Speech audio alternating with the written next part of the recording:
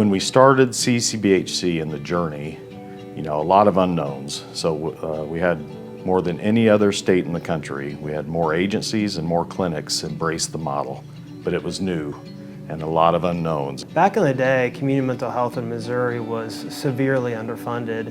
Fast forward now to many years later where community mental health has encountered the CCBHC funding. We really stepped up to the plate, and that's important for many reasons. It increased the model itself because of the way it creates a reimbursement mechanism that lets you include true community mental health costs that were unreimbursed before or on intermittent grant funding. Just the concept itself is a game changer for behavioral health across this country. But in Missouri, we took the leap. Well, I think we've always thought it was logical when you think about it, that your mental health has the kind of impact it has on physical health. Really, the design of the early projects in CCBHCs was to see if that in fact did prove to be the case. CCBHC was transformative for our organization because we went from that old, and this isn't just financial, but we went from the old fee-for-service model to a cost-based reimbursement, which is a much truer reimbursement for the actual expense or cost that it takes to deliver full range of services. CCBHC has offered us the opportunity to have sustained funding in many areas where we formerly knew that there were needs, but they were grant driven. So to be able to bring that and make that part of the financial package and be able to provide that service, whether it's working with another organization or with the individual, is of tremendous value to both the other organizations and the individuals. It's really remarkable. Not only, most important, increase access to care. So open the doors. But we now have crisis centers set up across the entire state. So people don't have to go in an emergency room or a jail. They can go to a crisis center that knows what they're dealing with and can improve how law enforcement deals with individuals. Suicide is one of the worst public health challenges in our country. Very often, our systems have not had a method to measure what we're doing about trying to prevent suicide. And a big outcome of the CCBHC initiative has been to do suicide risk assessments on every single person, every single visit. And we're now at 98, 99% of the individuals get a suicide risk assessment. One of the programs that I'm most proud of is our suicide pathway program. Individuals who come into care or present via crisis can be put on this pathway, and they're closely monitored until the risk is lowered. So when we started preparing to become a CCBHC, one of the things that really stood out to me was the requirements for veterans programs. Our program's called Veteran Integration Program, or VIP, and what they do is they help veterans figure out the behavioral health system and how to maneuver in it successfully. And then they connect those veterans with veterans within our organization that provide the various services that they need. I don't think any of us expected the transformation to the level that it has transformed our state.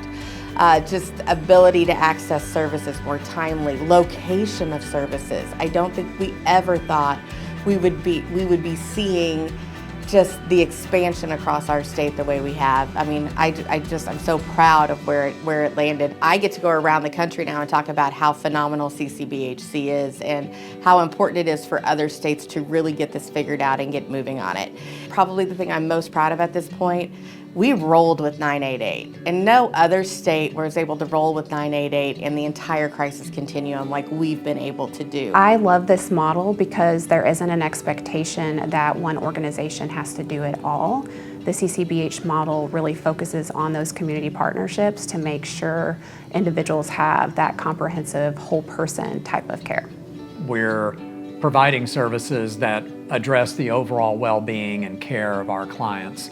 And if we identify something that we even cannot treat or provide the right care for, then we will make sure we refer the person to the appropriate provider to do that.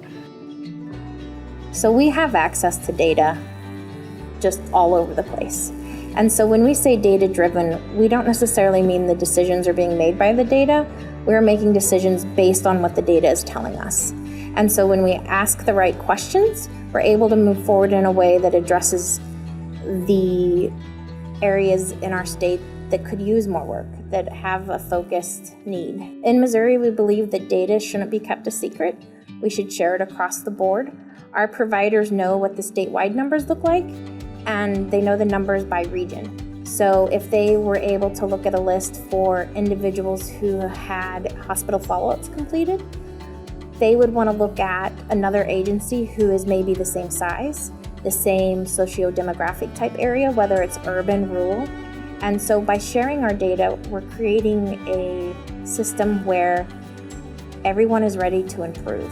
We use a tool called Care Manager, which allows our nurses to be able to track the metabolic screening results and A1C glucose level results for many of our clients, which allows us to be able to serve them in a better way, not just serving their mental health or substance use needs, but also their primary care needs, and approaching them that care from an overall wellness perspective.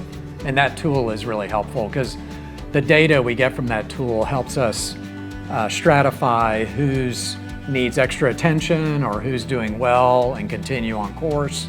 I define success when I hear people tell me that they called and got an appointment and it was quick, or they got access to some level of service and were able to get an appointment in the future. That's how I define success. If we can get services to people as quickly as possible, that's what our success is.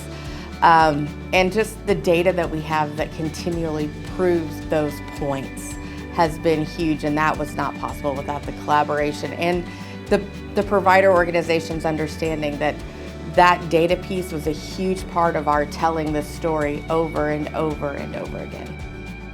I don't know if I believe in miracles, but I do believe in once-in-a-lifetime chances. And I've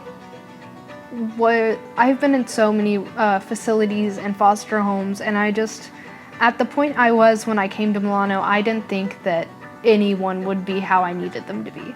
I didn't believe that anywhere I went I would be accepted and I would actually get help, because I didn't believe that there was help for someone like me. So I got to Milano, and that's when I realized that good stuff does actually happen. And there are places who give kids a chance without taking chances away from them. And so it was really a miracle to have that chance to go to Milano specifically and actually get the help I needed with the people I needed around me. And I like to say this model, what really defines it to me is it's about doing community mental health. So it's let folks do amazing innovation, and our agencies are beginning to really embrace it and figure out they can do some remarkable things in the communities they serve.